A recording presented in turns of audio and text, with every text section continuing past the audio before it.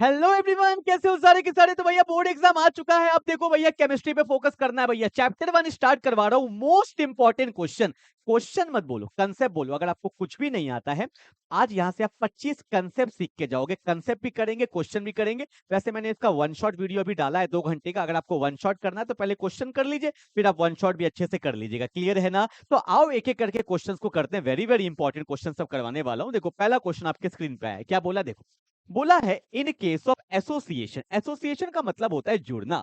In case of association the abnormal molar mass of the solute will क्या होगा? Increase है, decrease है, remain same है, first increase then decrease. तो concept पे आते हैं ना भैया, बाद में देखेंगे कंसेप्ट क्या कहता है। देखो एसोसिएशन का सबसे अच्छा एग्जांपल है, मैंने यहाँ पे लिया acetic acid CH3 C double bond OH, इसको हम लोग बोलते हैं एसिटिक एसिड। ठीक है, और मैंने क्या किया, एसिटिक एसिड का 2 मोल लिया। कितना मोल लिया? 2 मोल, तभी तो वो जुड़ेगा।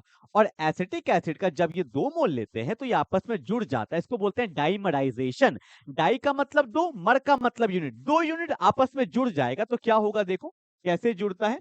ये है मेरे पास CH3C डबल बॉन्ड OH, ये पहला मोल है एसिटिक एसिड का। अब देखो मैंने यहाँ पे दूसरा मोल लिया, इसको उल्टा कर दिया भैया। यहाँ पे मैंने ले लिया है यहाँ पे ले लिया मैंने OH और यहाँ पे ले लिया मैंने CH3। ठीक है, देखो दोनों मोल एसिटिक एसिड है। और आपको ये पता होता है, नहीं पता तो अब पता चल गया कि अगर O के सामने H आता है तो यहाँ पे बॉन्डिंग होता है। O के सामने H आता है तो यहाँ पे बॉन्डिंग होता है। क्या होता है भैया बताओ?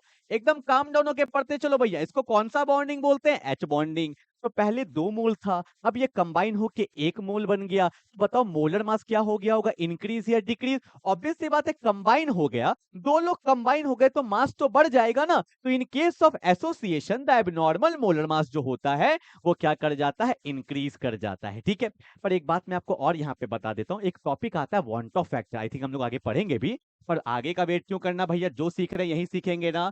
तो एक टॉपिक होता है, इसको बोलते हैं वॉन्ट ऑफ फैक्टर। ठीक है, इसको ना आई से डिनोट किया जाता है। और ये वॉन्ट ऑफ फैक्टर होता क्या है?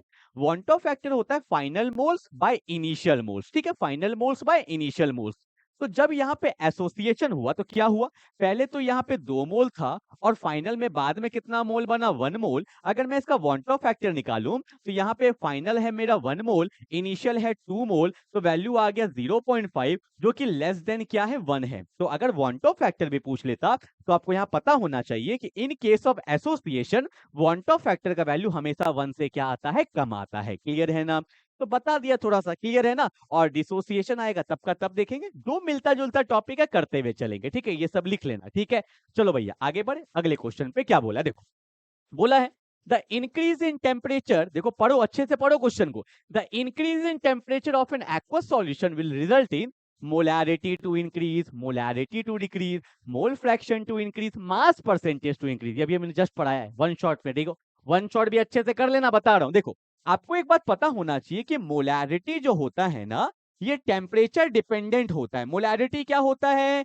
टेम्परेचर डिपेंडेंट होता है। ये टेम्परेचर पे डिपेंड करता है। क्यों? क्योंकि आपने पढ़ रखा है कि मोलैरिटी का जो फॉर्मूला होता है वो होता है moles of solute, moles of solute to that of volume of solution, और ये लीटर में होना चाहिए। ठीक है, और आपको पता है अगर वॉल्यूम आ गया, वॉल्यूम तो टेम्परेचर पे डिपेंड करता है। अगर वॉल्यूम टेम्परेचर पे डिपेंड करता है तो मोलैरिटी भी टेम्परेचर पे डिपेंड करता है। अब ये देखना है बढ़ता है या घटता है। तो मैं आपको बता देता हूं कि अगर आप टेम्परेचर को बढ़ाओगे ना तो वॉल्यूम बढ़ता है। बहुत लोग को लगता है सर पानी तो भैया कम हो जाता है समुद्र में गर्मी के मौसम में। नहीं, टेम्परेचर बढ़ाते हैं तो वॉल्यूम बढ़ता है। कैसे? देखो भैया, दूध गर्म करते हैं घर पे गैस पे, तो जब टेम्परेचर बढ़ाते हैं तो दूध में उफान आता है तो वॉल्यूम तो बढ़ जाता है ना। जैसे कि मान लो ये मैंने यहाँ पे पानी गिराया, गर्मी का मौसम है, तो ये वेपर के फॉर्म में तो ऊपर आ जाएगा ना, तो वॉल्यूम बढ़ जाता है। ठीक है, तो टेम्परेचर बढ़ाएंगे तो वॉल्यूम बढ़ जाएगा, और डिनोमिनेटर बढ़ता है तो एक्चुअल वैल्यू क्या हो जाता है? कम हो जाता है।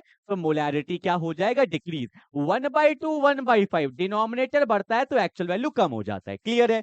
तो बोला है द इंक्रीज इन टेम्परेचर, अगर टेम्परेचर को बढ़ाएंगे तो मोलैरिटी क्या कर जाएगा? डिक्रीज कर जाएगा। That's my final answer. ठीक है, टेम्परेचर बढ़ाओगे वॉल्यूम बढ़ेगा, मोलैरिटी घटेगा। क्लियर है?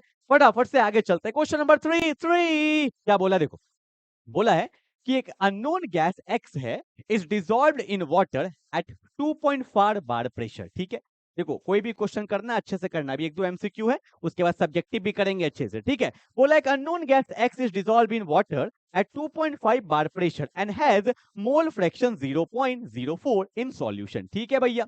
फिर बोला है the mole fraction of gas when the pressure of the gas is double at the same pressure, क्या होगा? पढ़ लिया क्वेश्चन? पढ़ लिया? जल्दी ट्राई करना। देखो मैं करके दिखा रहा हूं। देखो मेरे को एक बात पता है कि पार्शियल प्रेशर ऑफ गैस जो होता है वो होता है Henry constant into mole fraction of gas, ठीक है। क्योंकि टेम्परेचर सेम है। ये बहुत इंपॉर्टेंट क्वेश्चन है। वैसे तो आपने अगर किया होगा वन शॉट, नहीं किया होगा ऑब्वियसली बात, मैं जानता हूं ना, ठीक है।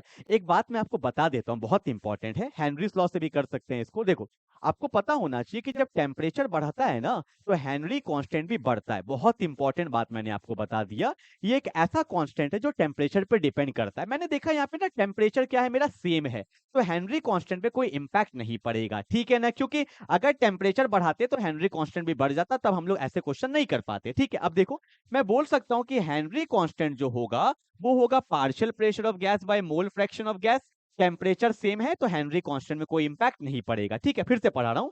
एक अननोन गैस एक्स है, is dissolve in water at 2.5 bar pressure and has a mole fraction of 0.04। Pressure दे रखा है कितना? 2.5 दे रखा है। मोल फ्रैक्शन दे रखा है कितना? 0.04 दे रखा है, ठीक है। फिर बोला है the mole fraction of gas when, वही गैस है, the mole fraction of gas when the pressure of gas is double. तो हेनरी कांस्टेंट तो सेम रहेगा। प्रेशर ऑफ गैस डबल कर दिया तो 5 कर दिया है। अब पूछा क्या है कि भैया बताइए मोल फ्रैक्शन क्या होगा, तो मोल फ्रैक्शन को x मान लेते हैं। ये मान लो मेरा इक्वेशन नंबर 1, ये मान लो इक्वेशन नंबर 2, तो दोनों का वैल्यू तो सेम होना चाहिए ना। तो 2.5 by 0.04 is equal to 5 by x। 2.5 से ये 2 बार में गया, ये इधर जाएगा, ये इधर जाएगा, तो मोल फ्रैक्शन का वैल्यू कितना आ जाएगा? 0.08। That's my final answer, option number A हो गया, ठीक है। ये सब बात लिखते चलना। हेनरी कांस्टेंट टेम्परेचर पे डिपेंड करता है, ठीक है। टेम्परेचर बढ़ाओगे तो हेनरी कांस्टेंट बढ़ेगा। और एक बात बताओ हेनरी कांस्टेंट पे, हेनरी कांस्टेंट का वैल्यू हर गैस के लिए अलग अलग होता है। यहाँ पे मैंने देखा एक्स गैस है, यहाँ पे भी मैंने देखा एक्स गैस है, तो गैस सेम था, इसलिए मैंने हेनरी कांस्टेंट से कंपेयर कर दिया। क्लियर है? चलो आगे बढ़ते हैं। क्या बोला है? हाँ जी भैया, आ गया न्यूमेरिकल्स, आ गया सब्जेक्टिव, चैन मिल गया तुम्हें। देखो क्या बोला है कि boiling point of water at 750 mmHg pressure is इतना। Boiling point of water, water मतलब प्योर वाटर। और आपको मैंने पढ़ाया था कि जब हम लोग प्योर चीज का बात करते हैं तो देखो कैसे लिखेंगे। तो मैंने लिखा टी नॉट बी, ये है pure. Boiling point of pure water कितना दिया हुआ है? 99.68 डिग्री सेल्सियस, ठीक है भाई। फिर बोला है कि हाउ मच सुक्रोज, कितना सुक्रोज ऐड करे to be added to 500 gram of water such that it boils at. अभी तक प्योर था, कुछ मिला दिए तो अब ये बॉयल होने लगा 100 डिग्री सेल्सियस में, तो टीएस लिख दे। टीएस क्या है? Boiling point of the solution, ठीक है भैया। कितना हो गया? 100 डिग्री सेल्सियस, ठीक है। निकालना क्या है कि how much sucrose is to be added, ठीक है। सुक्रोज का हमें मास निकालना है। तो आपको पता है टी नॉट बी है, टीएस है, किससे बनेगा? एलिवेशन इन बॉइलिंग पॉइंट, एक ही तो है। तो हमें पता है कि डेल्टा टीबी जो होता है वो किसके बराबर होता है? केबी इंटू एम। केबी कांस्टेंट है, एम क्या है? मोलैलिटी। और डेल्टा टीबी क्या होता है? ये हमने अभी जस्ट पढ़ा है वन शॉट में। डेल्टा टीबी होता है TS minus T naught B, और यहाँ पे क्या है? केबी इंटू मोलैलिटी। टीएस कितना दिया हुआ है? 100 degree Celsius. T naught B कितना दिया हुआ है? 99.68। 99.68। केबी का वैल्यू 0.52 होगा, हाँ वही होता है, 0.52 है। मोलैलिटी क्या होता है? Moles of solute. देखो फिर से पढ़ो। बॉइलिंग पॉइंट ऑफ वाटर, ठीक है, सॉल्वेंट है। हाउ मच सुक्रोज, यही तो है सॉल्यूट, नहीं पता। मोलैलिटी क्या होता है? मोल्स ऑफ सॉल्यूट, ठीक है। तो मोल्स का फॉर्मूला क्या होता है? वेट इन ग्राम, वेट हमें नहीं पता। और सुक्रोज का मोलर मास क्या है? 342, ठीक है। ये हो गया मोल्स। बाय क्या होता है? मोलैलिटी बोलो क्या होता है? मोल्स, मैं लिख देता हूं यहाँ पे। मोलैलिटी होता है moles of solute to that of weight of solvent. Weight of solvent ये केजी में होना चाहिए, ठीक है। और मोल्स का फॉर्मूला क्या होता है? Weight by molar mass. Molar mass दिया हुआ था सुक्रोज का। सॉल्वेंट कौन है भैया? मेरा वाटर है। वाटर का वेट दिया है 500 ग्राम, केजी में करने के लिए डिवाइड बाय क्या कर देंगे? 1000। कोई दिक्कत तो नहीं है, सॉल्व कर लेंगे। 99.68 है, 70 मान ले, 0.32 है ना, तो 0.32 इज इक्वल टू 0.52 है, ठीक है। और वेट बाय 342, और ये कितने बार में जाएगा? 1 से 2 बार में जाएगा, ठीक है। और ये 2 से भी जाएगा 171 बार में। आप ही को करना है वैसे। यहाँ पे देखो 0.32 है, यहाँ पे क्या है 0.52 है, इज इक्वल टू क्या हो जाएगा, वेट बाय 171 हो जाएगा, यही तो है। ठीक है, अब कर लेना सब, और क्या करूंगा मैं। तो वेट क्या हो जाएगा, वेट हो जाएगा 0.32 बाय 0.52 इंटू 171। ठीक है, सॉल्व करेंगे तो ग्राम में आ जाएगा। ठीक है, तो इतना ठीक है, इतना आप कर सकते हो, बस इतना तो कर ही लेना यार, 0.32 इंटू 171 बाय 0.52। ठीक है, सॉल्व कर लेना। कितना आएगा वैसे इसका अप्रो, इसका आएगा 1 पॉइंट, इसका अप्रोक्सीमेटली आता था 105 के आसपास आता था, 105 ग्राम के आसपास, देख लेना ना जितना आएगा। ठीक है, चलो ओके, हो गया भाई। ओके, अगला आता है बोर्ड 2024 में आया हुआ है क्या, स्टेट हेनरीज लॉ, अभी जस्ट पढ़ाया है हेनरीज लॉ एंड इसका application.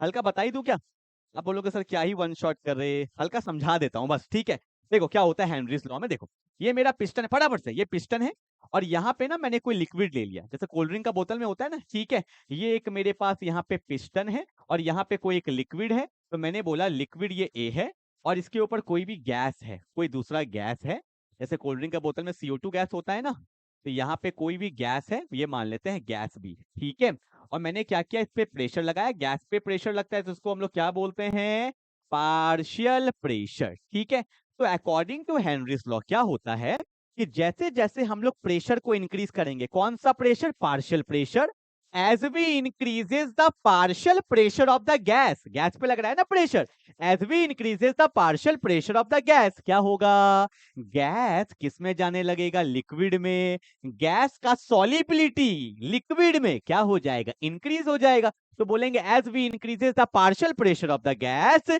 The solubility of gas in liquid increases. और यहां से फॉर्मूला बनता है बहुत इंपॉर्टेंट कि partial pressure of gas directly proportional होता है मोल फ्रैक्शन ऑफ गैस, जितना प्रेशर दोगे उतना ही मोल मिलेगा यहाँ पे गैस का। और जब जब प्रोपोर्शनलिटी हटता है तो कांस्टेंट आता है, इसको बोलते हैं हेनरी कांस्टेंट, इनटू क्या होगा, मोल फ्रैक्शन ऑफ गैस। सिंपल सा फंडा है। इसलिए तो कोल्ड ड्रिंक का बोतल में ना प्रेशर CO2 गैस को टाइटली फील्ड किया जाता है, एकदम टाइटली फील्ड किया जाता है। क्यों, उससे टेस्ट आ सके, गैस मिल जाए लिक्विड में। नहीं होता कोल्ड ड्रिंक का बोतल को ढक्कन खोल दो 5-6 दिन, कोल्ड ड्रिंक का टेस्ट ही खराब हो जाएगा। ठीक है, तो वहां पे भी हेनरीज लॉ का ही कंसेप्ट लगता है। वैसे मैंने डेफिनेशन यहाँ पे लिख दिया है आपके लिए। ठीक है, वन शॉट में और क्लियरिटी आ जाएगा। तो बोला है the solubility of gas, the solubility मतलब mole fraction, the solubility of gas is directly proportional to the pressure of gas at constant temperature, मतलब वही हो गया, pressure of gas is directly proportional to mole fraction of the gas। ठीक है, this means that more the pressure of the gas, more will be the solubility of gas। ठीक है, चलो भैया, एप्लीकेशन भी बताया था कोल्ड ड्रिंक का बोतल में और सोडा वाटर में, ये सब में यूज होता है। देखो लिखा हुआ है in soft drinks to increase the solubility of carbon dioxide the bottle are sealed at high pressure. आपको CO2 गैस उसमें क्या करना होता है, भरना होता है, उसका सॉलिबिलिटी को बढ़ाना होता है, तो हाईली मतलब टाइटली इसको क्या करते हैं, फील्ड करते हैं हाई प्रेशर से। वही लिखा हुआ है कि in soft drink to increase the solubility of carbon dioxide the bottle are sealed at high pressure, that is why some of the gas escape when we open a bottle of the cold drink. जब ढक्कन खोलते हैं इसलिए gas fish करके बाहर निकलता है। ठीक है, चलो भाई, आई होप आपको कंसेप्ट में क्लैरिटी आ गया होगा। आगे बढ़ते हैं फटाफट से, देखो क्या बोला है,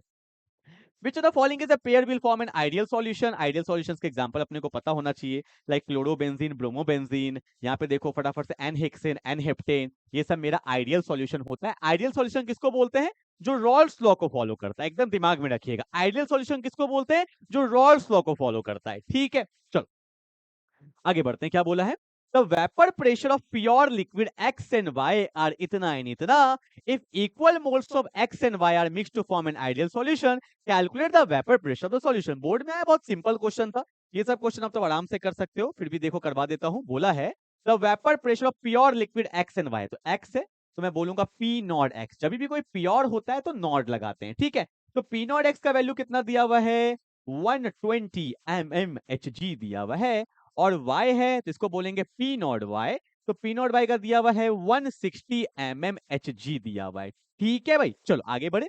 बोला if equal moles of x and y, अच्छा x और y का इक्वल मोल्स है, एकदम इक्वल मोल्स है। ठीक है, are mix to form an ideal solution, calculate the vapour pressure of solution. अब देखो आपको पता है कि वेपर प्रेशर ऑफ सॉल्यूशन, यही तो रॉल्स लॉ बोला था कि जब कोई दो लिक्विड को मिक्स करते हैं तो क्या होता है, P naught A into x A, P naught B into X B के बराबर होता है। बोलो हाँ या ना, एक्स ए क्या है, mole fraction of A, and X B क्या है, मोल फ्रैक्शन ऑफ बी, ठीक है ना। अब देखो, अब मैं यहाँ पे लगाऊंगा vapour pressure of solution, P not ए का वैल्यू कितना है 120 एक्स ए। अब एक बात बताओ, यहाँ पे क्वेश्चन में साफ साफ दिया हुआ है कि equal moles of X and Y are mix, equal moles है। अगर मैंने मान लिया कि भैया एक्स का मोल, मोल ऑफ एक्स 1 है, तो मोल ऑफ वाई भी कितना होगा भैया 1 ही होगा। बोलो हाँ या ना। एन को मोल से रिप्रेजेंट कर देते हैं। तो मोल फ्रैक्शन ऑफ एक्स क्या होता है, what is mole fraction of x. तो आपको पता है मोल फ्रैक्शन ऑफ ए क्या होगा, mole of A divide by mole of total, total में कौन है ए प्लस बी है, बोलिए हाँ या ना। तो मोल फ्रैक्शन ऑफ ए क्या होगा, अगर ए का मोल हमने 1 माना है तो यहाँ पे क्या होगा 1 + 1 होगा, ठीक है। प्लस पी नॉट भी कितना दिया हुआ है 160 दिया हुआ है। Mole fraction of B, B का मोल कितना है 1 डिवाइड बाय टोटल 1 + 1 ही होगा, बोलिए हाँ या ना। तो वेपर प्रेशर ऑफ सॉल्यूशन यहाँ पे 2 है, 2 से 120 गया 60 बार में, यहाँ पे 2 है, 2 से गया भैया 80 बार में, 80 + 60 कितना होता है 140। तो आंसर हो जाएगा 140 mm ऑफ Hg, ठीक है। दैट्स माय फाइनल आंसर, हो गया, ठीक है। चलो भाई क्लियर है। अब 1 की जगह आप कोई भी वैल्यू लोगे तो आंसर सेम ही आना, 2 भी लोगे, 3 भी लोगे, कुछ भी लोगे तो सेम ही आएगा, ठीक है। चलो भैया हो गया, बहुत इजी क्वेश्चन था, 6 तक कर लिए, 25 क्वेश्चन लाया हूं, रुकना नहीं है बिल्कुल, ठीक है। ओके 7 नंबर बोला, give reason an increase in temperature is observed on mixing chloroform and acetone. जब ऐसा क्वेश्चन एग्जाम में आता है दिमाग काम नहीं करता, क्या दे दिया पहले देखो। क्लोरोफॉर्म याद है भैया, किडनैपिंग में यूज होता था पहले क्लोरोफॉर्म, इसका फॉर्मूला होता है CHCl3। यहाँ पे Cl है, यहाँ पे Cl है, यहाँ पे Cl है, लेट्स कॉल CHCl3। और एसीटोन जो होता है ये भैया पता होना चाहिए, C डबल बॉन्ड O, यहाँ पे CH3 है और यहाँ पे CH3 है और यहाँ पे O के सामने H है, तो H बॉन्डिंग हो जाता है, अट्रैक्शन तगड़ा हो जाता है भैया। तो बॉइलिंग पॉइंट पहले से क्या हो जाएगा, बढ़ जाएगा। तो वही बोला है, N increase in temperature is observed on mixing chloroform and acetone because of the intermolecular hydrogen bonding present in it. अरे बॉन्डिंग होगा तो भैया अलग करने में टेम्परेचर तो बढ़ाना ही पड़ेगा ना, तो यहाँ पे अट्रैक्शन हो जाता है। इसको कौन सा बॉन्डिंग बोलते हैं, एच बॉन्डिंग। अभी लिखा हुआ है आंसर, लिखना चाहते हैं यहाँ से देख सकते हो, देखो लिखा हुआ है, due to stronger inter attraction between chloroform and acetone than between the pure chloroform and acetone. जो प्योर था उससे तगड़ा अट्रैक्शन होता है दोनों में। अब दिखा भी सकते हो, एग्जाम में जरूर दिखाइएगा ऐसे ना कि यहाँ पे एच बॉन्डिंग होता है, क्लियर है। अब देखो वीवीआई क्वेश्चन बहुत अच्छा क्वेश्चन है, क्या aquatic animals are more comfortable in cold water than in warm water. पता है क्यों होता है, आपको पता होगा कि मछली जो सभी सांस लेते हैं भैया ऑक्सीजन से। तो मान लो भैया ये समुद्र है, ठीक है, समुद्र में कौन डिसॉल्व होता है, ऑक्सीजन डिसॉल्व होता है। तो जब गर्मी का मौसम आता है, तो जो गर्मी का मौसम आता है तो ऑक्सीजन का जो सॉलिबिलिटी होता है ना वाटर में, सॉल्वेंट, वो कम हो जाता है। क्यों, क्योंकि ये ऊपर वेपराइज होकर ऊपर भाग जाएगा, ठीक है। ठंडे का मौसम में ऐसा होता नहीं है, तो अच्छा खासा ऑक्सीजन होता है, तो सांस लेने में दिक्कत नहीं होता है। गर्मी के मौसम में दिक्कत होता है, क्यों, क्योंकि सॉलिबिलिटी ऑक्सीजन का वाटर में कम हो जाएगा। अब सिंपल सा बात बताओ ना, मान लो ये कंटेनर है, यहाँ पे लिक्विड है और यहाँ पे गैस है। अगर मैं टेम्परेचर को इंक्रीज कर दूंगा तो गैस तो ऊपर ही ना भागेगा भैया, लिक्विड में थोड़ी रहेगा गैस, क्लियर है। तो वही बात यहाँ पे बोला हुआ है, because of high solubility of oxygen gas in cold water than in warm water, ठीक है। तो ऑक्सीजन का सॉलिबिलिटी कोल्ड वाटर में ज्यादा होता है than in warm water, clear है। चलो आगे बढ़ते हैं फटाफट से। बोला elevation of boiling point is inversely proportional to elevation in boiling point.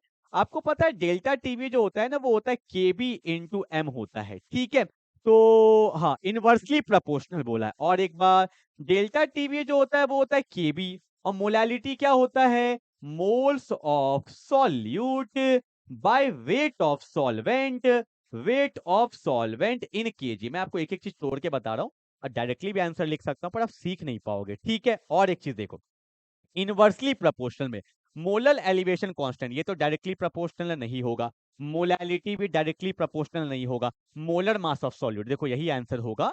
क्योंकि डेल्टा टीवी क्या होता है, केबी होता है, मोल क्या होता है, weight in gram by molar mass, यही होता है ना। मोल क्या होता है, weight in gram by molar mass, इसका सॉल्यूट का ही। तो भैया ये नीचे आ गया, तो ये क्या है, इनवर्सली प्रोपोर्शनल। नीचे भी हम लोग लिख सकते हैं वेट ऑफ सॉल्वेंट, पर ये इनवर्सली प्रोपोर्शनल आ गया, तो हमारा आंसर क्या हो जाएगा, see, that is molar mass of solute. ये डायरेक्टली प्रोपोर्शनल है मोल के, और मोल क्या होता है, weight in gram by molar mass, तो भैया मोलर मास इनवर्सली प्रोपोर्शनल में आ जाता है, ठीक है। चलो भैया आगे बढ़े, आगे बढ़े, अगला क्या बोला है कि ये solution containing 60 gram of non volatile solute in 250 gram of water freezes at इतना calculate the molar mass of solute. अगर बॉइलिंग पॉइंट आता तो भैया एलिवेशन इन बॉइलिंग पॉइंट का क्वेश्चन है, अगर फ्रीजिंग का आया है तो डिप्रेशन इन फ्रीजिंग पॉइंट का क्वेश्चन है। ठीक है, आ जाओ देखते हैं फटाफट से। एक ही फॉर्मूला होता है कि डेल्टा टीएफ जो होता है ना, वो होता है के एफ इंटू एम के बराबर। जैसे डेल्टा टीवी क्या था, के बी इंटू एम था। ठीक है, और एक बात यहाँ पे लोग गलती करते हैं, मैं बताऊंगा। डेल्टा टीबी होता है TS minus T naught B. ठीक है, पर डेल्टा टीएफ जो होता है वो होता है मेरा T naught F minus TS होता है। ये अपने को ध्यान रखना है। ठीक है, ये बिल्कुल दिमाग में आपको रखना पड़ेगा। ठीक है, चलो आगे देखें। A solution containing 60 gram of non volatile solute in 250 gram of water freezes at, मतलब ये क्या दिया हुआ है, जब ऐड कर दिए तब दिया हुआ, मतलब टीएस दिया हुआ है कितना, 270.67 केल्विन दिया हुआ है। Calculate the molar mass of solute निकालना, केएफ दिया। पर आपको एक चीज तो पता होगा ना, वाटर का जो फ्रीजिंग पॉइंट होता है वो 0 डिग्री सेल्सियस होता है, मतलब 273 केल्विन होता है। ठीक है, वाटर का बात किया है ना भैया, देखो ना कहा गया, वाटर वाटर का फ्रीजिंग पॉइंट कितना होता है, 273 केल्विन होता है, ये पता होना चाहिए। वाटर का बॉइलिंग पॉइंट कितना होता है, 100 डिग्री सेल्सियस होता है। ठीक है, अब आओ सॉल्व करते हैं। तो आपको पता है डेल्टा टीएफ मैंने वहां पे लिख दिया है कि T naught F minus TS जो होगा वो के एफ इंटू मोलैलिटी क्या होता है, फिर से देखो वही है, moles of solute to that of weight of solvent, और ये किस में होना चाहिए, केजी में होना चाहिए। ठीक है ना, सॉल्व करें। अब मैं इसको मिटा दूं एक बार, ठीक है मिटा देता हूं क्योंकि स्पेस चाहिए ना। चलो भैया, चलो भैया, अब देखो टी नॉट एफ कितना दिया हुआ है, 273 दिया हुआ है, माइनस टीएस कितना दिया हुआ है, 270.67 दिया हुआ है। उसके बाद के एफ कितना दिया हुआ है, 1.86 दिया हुआ है। मोल्स ऑफ सॉल्यूट कहाँ है भैया, 60 gram of non volatile solute, molar mass से निकालना होगा, तो weight in gram by molar mass नहीं पता तो एक्स लिख दिए। वेट ऑफ सॉल्वेंट 250 ग्राम है, केजी में करने के लिए डिवाइड बाय 1000। ठीक है, अब सॉल्व कर लेंगे फटाफट से। देखो यहाँ पे मेरे पास होगा, अगर इसको 71 मान तो 2.33 पक्का, 2.33 है। उसके बाद यहाँ पे क्या है, 1.86 इंटू 60 डिवाइड बाय एक्स, और ये 1/4 में चला जाएगा, तो यहाँ पे क्या है मेरे पास 1/4 है। ठीक है ना, अब देखो भैया 2.33, ये सब वैल्यू नीचे आ जाएगा। एक काम करते हैं, आराम आराम से करेंगे, कैलकुलेशन है भैया। 1.86 इंटू 60 डिवाइड बाय एक्स, आपको पता है ये ऊपर चल जाता है, तो इंटू क्या होगा 4/1, एक्स जाएगा ऊपर, ये वैल्यू आएगा नीचे, तो x का वैल्यू हो जाएगा 1.86 इंटू 60 इंटू 4 डिवाइडेड बाय 2.33। इसको आप सॉल्व कर लेंगे तो आपका फाइनल आंसर आ जाएगा। ठीक है, 191.5 के बराबर आएगा, आप चेक कर लीजिएगा। ठीक है, चलो क्लियर है। ओके, उतार लो फटाफट से, 2024 में आया हुआ क्वेश्चन। कितना हो गया, 9 हो गया। आओ फटाफट, रुकना नहीं है, रुकना नहीं है। क्या बोला है कि why is the boiling point of one molarity, capital M का मतलब होता है मोलैरिटी या कंसंट्रेशन बोल सकते हैं, कि why is the boiling point of one molarity NaCl solution is more than that of one molarity glucose. ऐसा क्वेश्चन बहुत आता है कि किसका बॉइलिंग पॉइंट ज्यादा होगा। देखो NaCl ना, NaCl को जब तोड़ते हैं तो ये टूट जाता है पानी में, Na+Cl-। ठीक है, अगर इसका वॉन्ट ऑफ फैक्टर निकालते हैं तो वॉन्ट ऑफ फैक्टर क्या होता है, फाइनल मोल्स, फाइनल कितना है 2, इनिशियल क्या है 1, तो वॉन्ट ऑफ फैक्टर इसका 2 है। और जो ग्लूकोज होता है ये नॉन इलेक्ट्रोलाइट होता है, ये टूटता नहीं है, तो जिसमें आयंस ज्यादा होते हैं उसका ऑब्वियस सी बात है बॉइलिंग पॉइंट ज्यादा होगा। सिंपल याद रखिए, कभी ऐसा क्वेश्चन आ जाए जिसमें जितना ज्यादा आयंस होगा उसका उतना ही ज्यादा क्या होता है, बॉइलिंग पॉइंट। वैसे मैंने लिख दिया यहाँ पे, आप देख सकते हो कि NaCl being an ionic compound dissociate into 2 ions, है या ना, per molecule, while glucose does not dissociate as it is a covalent compound, hence the numbers of solute particles are more in NaCl than in glucose, resulting in its higher boiling point।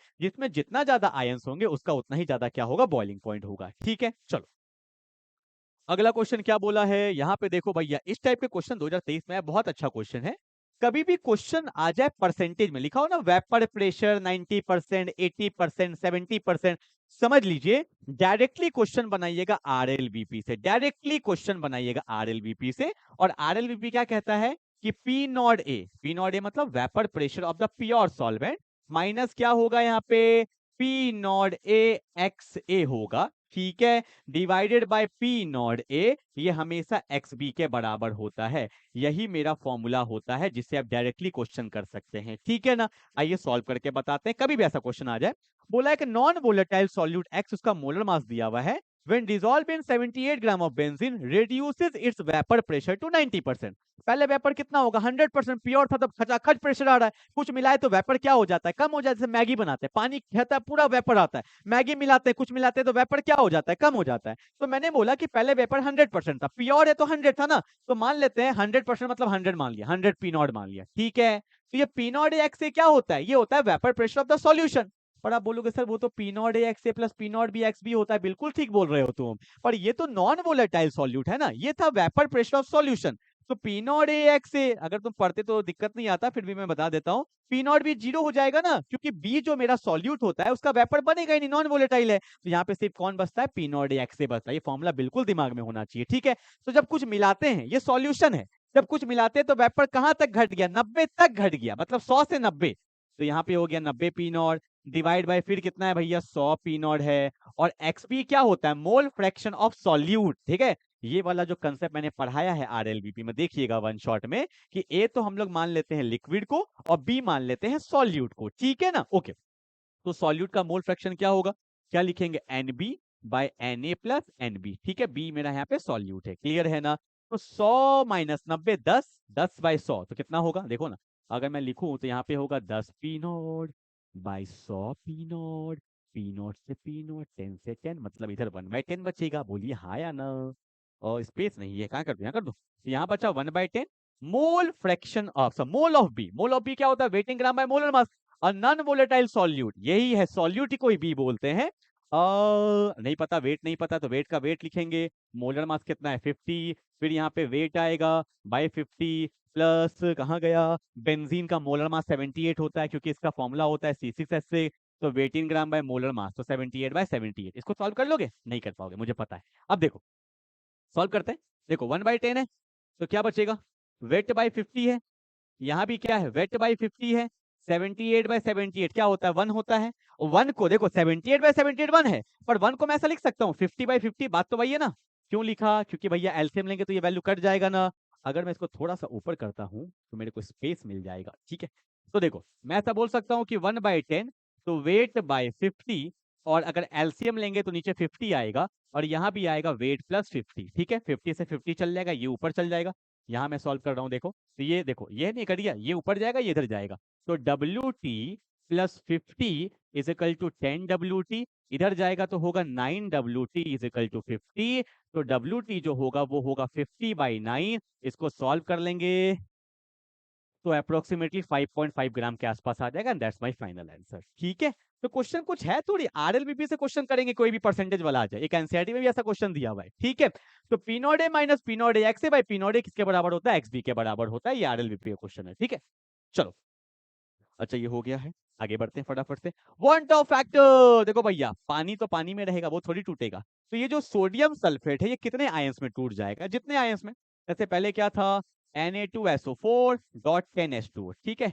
तो पानी में जाने के बाद आपको पता होना चाहिए, कुछ बातें बता देता हूँ, जैसे अमोनियम पे चार्ज +1 आता है, सल्फेट पे चार्ज -2 आता है, कार्बोनेट पे चार्ज -2 आता है, ये सब पता होना चाहिए, ये सब आयंस है, ठीक है। तो क्या होगा, जैसे ही पानी में डाले तो आपको दिख रहा होगा, सल्फेट पे -2 है, सोडियम पे +2, यहाँ -2 तो +2, दो पे +2 तो एक पे +1 होगा, तो सोडियम अपना आयंस में टूट गया, सोडियम अपना आयंस में टूट गया, प्लस सल्फेट पे कौन सा चार्ज है -2, तो पानी तो पानी में टूटता नहीं है। तो फाइनल मोल्स कितना था 1 2 3, इनिशियल मोल कितना था 1, तो 3/1 आंसर क्या हो जाएगा 3 हो जाएगा। यही तो होता है bond of factor, final moles by initial moles या फाइनल पार्टिकल्स बाय इनिशियल, ठीक है ना।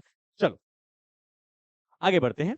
बोला है 49% ऑफ H2SO4, देखो परसेंटेज वाला क्वेश्चन सीख लो भैया केमिस्ट्री में, कभी भी परसेंटेज में आ जाए तो याद रखिएगा। जैसे बोला है 49% बोला है, 49% H2SO4 बोला है, तो आंख बंद करके आप मान लीजिएगा 49 ग्राम किसका है, H2SO4 का है। कब, जब हमारे पास 100% कौन था, सॉल्यूशन था, मतलब 100 ग्राम सॉल्यूशन था। मैंने अभी कराया है वन शॉट में ऐसा क्वेश्चन, यहाँ पे भी करा दिया, जितना परसेंटेज उतना ग्राम, पर कब, जब हमारे पास टोटल बात कितना हो रहा है 100% को अगर हम लोग 100 ग्राम मानते हैं तो 49% को कितना मानेंगे, 49 ग्राम मानेंगे, ये पता होना चाहिए, ठीक है। आप क्वेश्चन पढ़ते हैं, बोला 49% of H2SO4 by mass has density 1.8 ग्राम पर सेंटीमीटर क्यूब, पर सेंटीमीटर क्यूब को ml भी बोल सकते हैं। बोला है मोलैरिटी, अच्छा क्वेश्चन देखो 2021 का क्वेश्चन है, तुम क्वेश्चन देख रहे हो, बहुत सिंपल है पर हल्का हल्का कंफ्यूजिंग करता है। तो मोलैरिटी का फॉर्मूला बताओ पहले, मोलैरिटी होता है moles of solute to that of volume of solution in a litre. ठीक है भैया, यहां तक कोई दिक्कत तो नहीं है। मोल्स क्या होता है? Weight in gram by molar mass. तो H2SO4 का वेट कितना दिया है? 49 दिया है। अगर घर जाके तुम सॉल्व करोगे तो सल्फ्यूरिक एसिड का मोलर मास आता है 98। अब बोलोगे कैसे पता है? मुझे याद है ना, H का 1 होता है तो 2, सल्फर का 32, ऑक्सीजन का 16, 16 4 जा 64, कैलकुलेट करोगे तो 98 आएगा। अब बोलोगे सर वॉल्यूम नहीं दिया हुआ है, पर क्या आपको पता है डेंसिटी क्या होता है? Mass by volume. तो वॉल्यूम क्या हो जाएगा भैया? Mass by density. अगर वॉल्यूम ले रहे हैं सॉल्यूशन का तो मास भी लेंगे सॉल्यूशन का और डेंसिटी भी लेंगे सॉल्यूशन का। मास ऑफ सॉल्यूशन कितना है भैया? 100 ग्राम है। और डेंसिटी किसका दिया हुआ है भैया? सॉल्यूशन का ही देता है। ठीक है, कितना दिया? 1.8 ग्राम पर ml। तो ऊपर चल जाएगा ml, तो ग्राम से ग्राम चल गया। अब यहाँ पे ये ml में आया है, कितना आया है? 100 बाय 1.8 ml। और ml को लीटर में करने के लिए डिवाइड बाय 1000 करना पड़ेगा ना। अब देखो पॉइंट हटाएंगे तो ऊपर भी 10 आएगा, तो 1 2 3 1 2 3, तो 1/18। तो यहाँ पे लिख देंगे 1/18। ठीक है, अब 49 से 98 गया 1/2, तो वैल्यू होगा 1/2। ये ऊपर जाएगा तो 18/1, तो वैल्यू कितना आ जाएगा? 9। तो 9 molarity is my final answer, option number B. ठीक है, क्वेश्चन करना पड़ेगा भाई यो। चलो जल्दी उतारो फटाफट से। कितना हो गया? 12 हो गया। चलो क्वेश्चन नंबर 13 क्या बोला है? Low concentration of oxygen in the blood. ठीक है, low concentration of oxygen in blood and tissue of people living in high altitude due to, ये अपने को डायरेक्टली पता होना चाहिए, क्या होगा? जल्दी बोलो। लो एटमॉस्फेरिक प्रेशर के वजह से होता है। ठीक है, ये हेनरीज लॉ में भी हम लोग देखते हैं, अगर आप देखोगे थ्योरी में तो वहां बताया जाता है। ठीक है, चलो आगे बोलो क्या बोला है? The value of Henry constant, ये बात मैं बताया था अभी। क्या कि अगर टेम्परेचर बढ़ाते हैं ना तो हेनरी कांस्टेंट बढ़ जाता है। अभी के लिए आप डायरेक्टली याद रख सकते हो कि as we increase the temperature Henry constant increase कर जाता है। देखो दिया होगा। ठीक है, the value of the Henry constant increases with increase in temperature, option number C. आया था एग्जाम में, देखो। चलो आगे बढ़ते हैं, क्या बोला है? हाँ जी भैया, ये क्वेश्चन बड़ा अच्छा क्वेश्चन है, एग्जाम्पलर से मैंने उठाया है। लेकिन अभी तुम गलती करने वाले हो। क्या बोला है कि पी नॉट ए का वैल्यू दिया है 100 mmHg। पी नॉट ए मतलब प्योर लिक्विड का। ठीक है, पी नॉट ए। ठीक है, पी नॉट बी भी दिया है, मोल फ्रैक्शन एक्स ए दिया है। What is the y A? Is not x A. अब ये वाई ए दिया है। अब बोलोगे सर ये वाई ए क्या है? एक्स ए और एक्स बी जो होता है वो लिक्विड फेज में होता है, और वाई ए और वाई बी जो होता है वेपर फेज में होता है। अब बोलोगे सर क्या है ये? अभी मैं करवाता हूँ, टेंशन काहे को लेते हो तुम भाई? देखो, अगर मैं बोलता हूं ना कि पी ए, रॉल्स लॉ में आपने पढ़ा था, तो पी ए होता है पी नॉट ए एक्स ए। ठीक है भैया, पी बी क्या होता है? पी बी होता है P naught B X B. ठीक है, तो मेरे को बोला है कि वाई ए बताओ। वाई ए मतलब हो गया ए का वेपर फेज का कंपोजिशन। तो वाई ए कुछ नहीं होगा, सिंपली होगा P A by P A plus P B. हो गया, यही तो है। ठीक है, वाई ए क्या होता है? P A by P A plus P B. ठीक है, ओके। पी नॉट ए कितना है? पी नॉट ए 100 है। एक्स ए का वैल्यू कितना दिया हुआ है? एक्स ए दिया हुआ है 0.4, तो वैल्यू कितना आ गया? 40। पी नॉट बी कितना दिया हुआ? कहाँ? पी नॉट बी 200 दिया हुआ है। और एक्स बी तो दिया नहीं है, पर x A plus x B कितना होता है 1, तो एक्स बी ऑटोमेटिकली 0.6 हो जाएगा। पॉइंट हटाएंगे नीचे 10, तो वैल्यू कितना आ गया? 120 आ गया। ठीक है, अपने को वाई ए चाहिए, तो पी ए का वैल्यू कितना है? 40, और P A plus P B कितना है? 160। 0 से 0 गया, 4/16 होता है 1/4। 1/4 कितना होता है? 0.25। तो आंसर क्या हो जाएगा? Option number A. ठीक है भाई, चलो ये सेम टाइप का क्वेश्चन भी मैंने वन शॉट में भी डाला है। ठीक है, एनसीईआरटी में भी दिया हुआ है ऐसा क्वेश्चन। ठीक है, चलो हाँ क्लियर है भाई। चलो 16 क्या बोला है? आइसोटोनिक सॉल्यूशन किसको बोलते हैं? आइसोटोनिक सॉल्यूशन उसको बोलते हैं जिसका ऑस्मोटिक प्रेशर सेम होता है। When the two solution have the same osmotic pressure, then it is said to be isotonic solution. Clear है? चलो आगे बढ़ते हैं। बोला है, हाँ ये बहुत इंपॉर्टेंट क्वेश्चन है कि for the determination of the molar mass of the polymers and protein which colligative properties use, we use osmotic pressure. ये वाला कॉलिगेटिव प्रॉपर्टी हम लोग यूज करते हैं। देखो 2021 में आया है, 23 में आया है। ठीक है, बड़ा इंपॉर्टेंट है। चलो आगे बढ़ते हैं। 17 वन शॉट बहुत अच्छे से कर लीजिएगा, मैं बता रहा हूँ, उसमें मैंने बहुत सारे आपका क्वेश्चंस करवाए हैं। ठीक है, देखो बोला what are the difference between ideal solution and the non ideal solution. पहले सुन लो। आइडियल सॉल्यूशन उसको बोलते हैं जो रॉल्स लॉ को फॉलो करता है over the entire range of concentration. ठीक है, लिखो एक लाइन पहले आइडियल सॉल्यूशन में लिखो, the solution which follows Rawls law, the solution which follows Rawls law over the entire range of concentration, over the entire range of concentration is said to be ideal solution. और जो Rawls law को follow नहीं करता है वो क्या होगा, non ideal. ठीक है, ये रुक जाओ मैं लिखवा रहा हूं। ठीक है, ये हो गया आइडियल। दूसरा जो आइडियल होता है ना, वहां पे चेंज इन वॉल्यूम, आइडियल है मतलब कुछ चेंज नहीं आएगा, change in volume that is delta V mix equal to क्या होता है, जीरो होता है, कोई वॉल्यूम में चेंज नहीं। तीसरा पॉइंट आप लिख सकते हो कि चेंज इन इंथैल्पी, इंथैल्पी में भी कोई चेंज नहीं आएगा, change in enthalpy that is called delta H mix, ये सब जीरो के बराबर आता है। 3 पॉइंट अच्छे से हो गया। नॉन आइडियल में क्या होगा, नॉट इक्वल टू जीरो, यहाँ पे भी नॉट इक्वल टू जीरो, दोनों नॉट इक्वल टू जीरो होगा। ठीक है ना।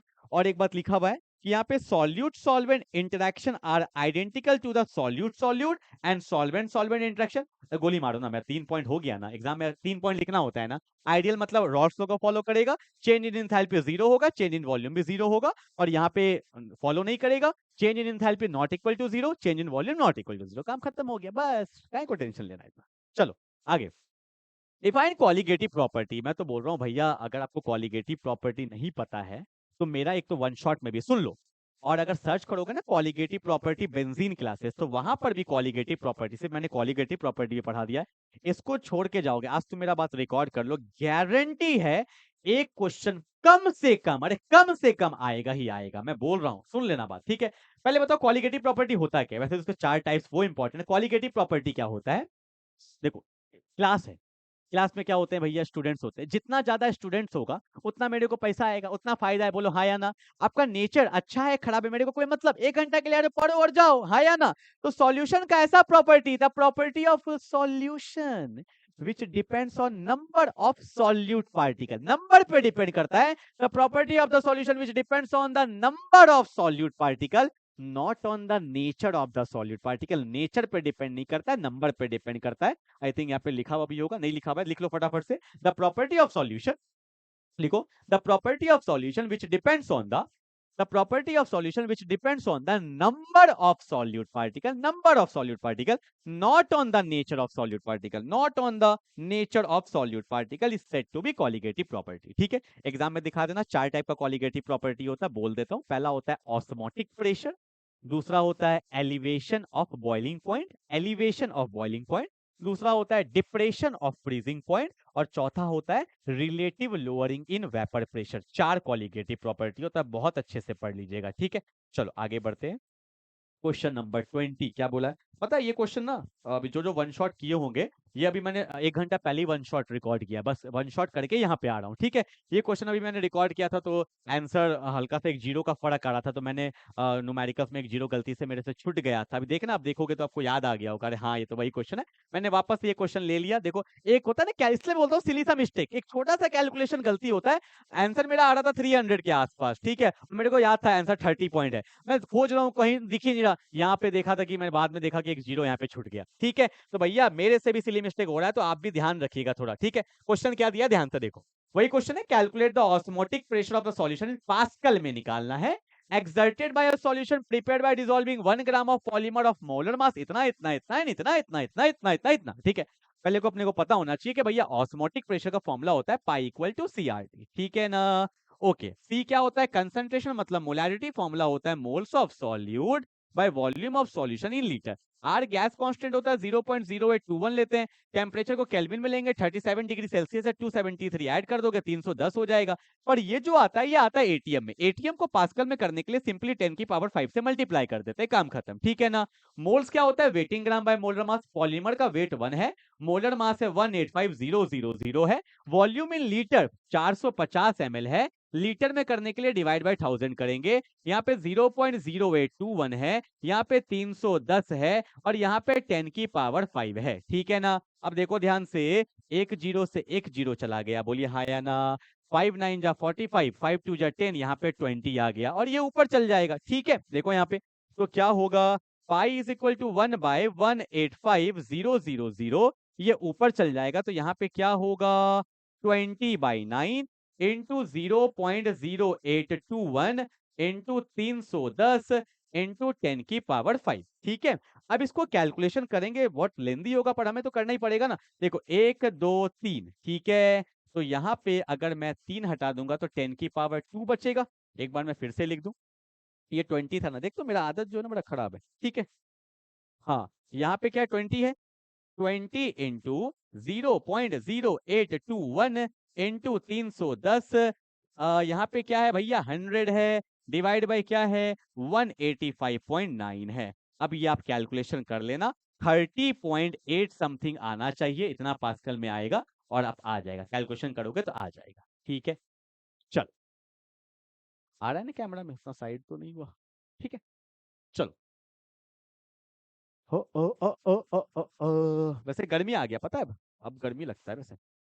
चलो 21 नंबर क्या बोला है, ईशान ऑटोमोबाइल रेडिएटर, क्या हो गया ईशान के ऑटोमोबाइल रेडिएटर को, is an automobile radiator is filled with 1 kg of water. वाह, how many grams of ethylene glycol must is an added to get the freezing point lowered, मतलब फ्रीजिंग पॉइंट का चेंज दिया हुआ है, मतलब डेल्टा टीएफ दिया हुआ है, माइनस में दिया है क्योंकि उसने घटाया तो, बट हमें तो वैल्यू लिखना होता है ना, के एफ इंटू एम, तो डेल्टा टीएफ कितना दिया हुआ है 2.8 दिया हुआ है। ठीक है, के एफ का वैल्यू दिया होगा 1.86 है, निकालना क्या वो तो निकाल लो। Is an automobile radiator filled with 1 kg of water, how many grams of ethylene glycol, अच्छा मुझे वेट निकालना है, तो वेट निकालना है, मोलर मास कितना है 62 है, और 1 kg water, weight of solvent in KG लेते, नीचे 1 ही रहेगा। अब इतना easy question, 2.8 by 1.86 equal to weight by क्या होगा 62, देयरफॉर वेट जो होगा वो होगा 2.8 इंटू क्या 62 डिवाइडेड बाय 1.86, सिंपल सा है, सॉल्व कर लेंगे तो आपका आंसर ग्राम में आ जाएगा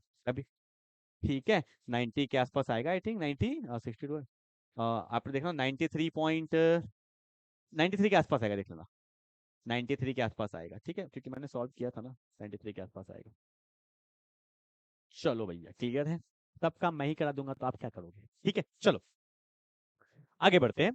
हाँ, बोला क्वेश्चन नंबर 21 था ना अभी, चलो एक क्वेश्चन लगता है हट गया, कोई बात नहीं। देखो क्या बोला है कि 1 mole of liquid A and 2 moles of liquid B make a solution with a total pressure of 40 torr, the vapour pressure of A and B are इतना इतना। वाह, बहुत बढ़िया क्वेश्चन, बहुत बढ़िया क्वेश्चन है ये, पॉजिटिव और नेगेटिव डेविएशन का क्वेश्चन। मैं आपको करके दिखाता हूँ, देखो क्या दिया हुआ है कि 1 मोल ऑफ लिक्विड ए है, मेरे को समझना, ए और बी है। ठीक है, लिक्विड का यहाँ पे 1 मोल दिया हुआ है, ठीक है 1 मोल है, बैटरी है ना बैटरी, 1 मोल है, और बी का कितना दिया हुआ है भैया 2 मोल दिया हुआ है। ठीक है, देखना बोला है with total vapour pressure 40 torr. ठीक है, जो आया है मतलब वेपर प्रेशर ऑफ सॉल्यूशन जो है मेरा, वो कितना है मेरा 40 टॉर है।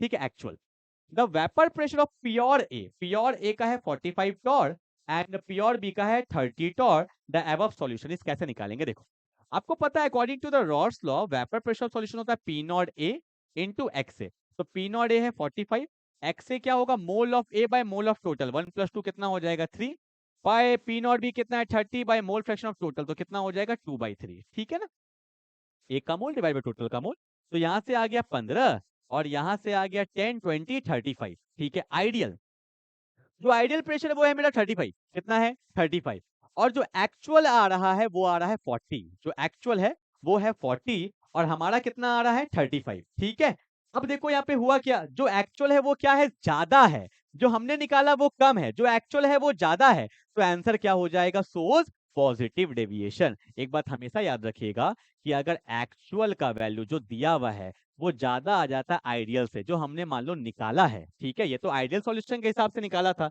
अगर आइडियल से ज्यादा आ जाता है एक्चुअल वाला तो ये हमेशा पॉजिटिव डेविएशन को दिखाता है। ठीक है ना, हमने तो वही लगाया ना P naught x A plus P naught B X B, तो रॉड्स लॉ ने दिया था, तो रॉड्स लॉ किसको फॉलो करता है आइडियल को, आइडियल से ज्यादा है एक्चुअल, तो ये हमेशा क्या होगा पॉजिटिव डेविएशन होता है। ठीक है, चलो नेक्स्ट क्वेश्चन क्या है 24, कंपाउंड अंडरगो टेट्रामेराइजेशन, टेट्रा मतलब 4 मोल कंबाइन हो गया, मान लो मेरे पास 4 ए था, दिखाने के लिए 4 ए, ठीक है, ये कंबाइन होके A4 बना गया, टेट्रामेराइजेशन मतलब 4 लोग कंबाइन हो गए, तो फाइनल मोल्स तो एक है, ये कंबाइन होके एक बन गया ना, और पहले कितना था 4, 1/4 कितना होता है 0.25, आंसर क्या होगा 0.25। ठीक है, तो भैया वन ऑफ फैक्टर यही तो होता है फाइनल बाय इनिशियल, कंबाइन होके एक, जैसे डाइमेराइजेशन बोला होता तो 2 ए था कंबाइन होके A2 बन जाता, तो फाइनल मोल्स एक है इनिशियल 2 है, तो 1/2 कितना हो जाता 0.25। ठीक है, चलो आगे बढ़ते, लास्ट क्वेश्चन मेरे पास आ गया है, फिर से न्यूमेरिकल से कर लेते हैं, चलो फटाफट से कर लेते हैं, मेरा बैटरी खत्म होने वाला पता है, आज 2 3 4 ले। अच्छा मेन काम तो मैंने तुम्हें बताया ही नहीं भैया, लगातार वीडियोस आएगा अभी सॉल्यूशन का, केमिकल काइनेटिक्स का, करते जाना, वन शॉट क्वेश्चन करते जाएंगे। ठीक है, बोला कि when 25.6 gram of sulphur was dissolved in 100 gram of benzene, the freezing point lowered by इतना। freezing point lowered मतलब डेल्टा टीएफ का वैल्यू दिया हुआ है, वही होगा डेल्टा टीएफ क्या होता है, केएफ इंटू एम होता है। डेल्टा टीएफ का वैल्यू दिया हुआ है 0.512, केएफ का वैल्यू 1 पॉइंट अच्छा 5.12 अच्छा। मोलैलिटी होता है moles of solute, moles of solute, तो 25.6 एंड मोलर मास सल्फर का बोला है क्या निकालना है, क्या calculate the formula of sulphur. अच्छा फॉर्मूला निकालना है, अच्छा भाई ठीक है। तो फॉर्मूला निकालने के लिए उसका मोलर मास भी तो पता होना चाहिए, ठीक है। तो यहाँ पे मान लेते हैं मोलर मास मुझे नहीं पता, ठीक है, क्योंकि सल्फर में एक सल्फर नहीं है ना, एक से ज्यादा है, तो मोलर मास थोड़ी पता है हमें किसका। ठीक है भाई, वेट ऑफ सॉल्वेंट, सॉल्वेंट कौन है, बेंजीन, 1000 ग्राम मतलब 1 kg हो गया। तो यहाँ से हम मोलर मास कैसे निकालेंगे, तो 0.512 by 5.12 is equal to 25.6 by molar mass. ठीक है, थोड़ा केयरफुली ध्यान से भैया, पॉइंट हटाएंगे तो 2 जीरो आएगा, ठीक है, पॉइंट हटाएंगे तो 3 जीरो आएगा। 512 5 से 12 1 2 1 2, ठीक है भैया। इसको वहां भेज देंगे, 10 से मल्टीप्लाई हो जाएगा, तो मोलर मास आ रहा है 256। ठीक है, तो सल्फर का जो टोटल जो कंपाउंड होगा मतलब एसएक्स का जो वैल्यू है वो 256 आ रहा है। ठीक है, और मुझे पता है एक सल्फर का मोलर मास 32 होता है, क्योंकि एटॉमिक नंबर 16 होता है, मास 32 होता है, ठीक है ना। अगर मैं टोटल मास है 256, एक सल्फर का मास होता है 32, कितने से जा रहा होगा, 16 टू जा और 16 वन जा 16, 32 से 8 बार जा तो रहा है, सिंपल, यहाँ 16 आ जाएगा 2 से 8 बार में, मतलब यहाँ पे जो x का वैल्यू होगा वो 8 होगा, आंसर हो जाएगा S8। एक सल्फर का 32 होता है, तो ऐसे ऐसे कितने सल्फर होंगे जो 256 हो जाए, तो 8 सल्फर होगा, and that's my final answer. ठीक है, वन शॉट आपने अच्छे से कर लिया है, 25 क्वेश्चन भी कर लिया, और क्या ही करके जाओगे, इतना तो कर लो। ठीक है, आ रहा हूँ अगले चैप्टर के साथ, अगले कंसेप्ट के साथ, लगे रहना, बने रहना, मिलते हैं अगले क्लास में, तब तक के लिए बाय बाय।